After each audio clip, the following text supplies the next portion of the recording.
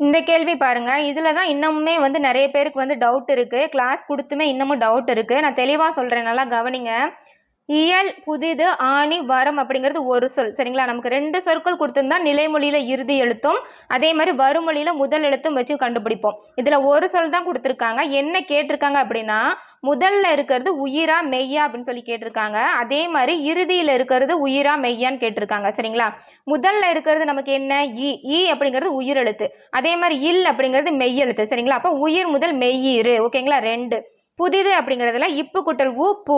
இத்து கூட்டல் உ, து. சரிங்களா? அப்ப இதுல முதல்ல வர்றது மெய், இறுதியில வர்றது வந்து உ. சரிங்களா? அப்ப மெய் முதல் உயிரீறு. ஓகேங்களா? மெய் முதல் உயிரீறு 4.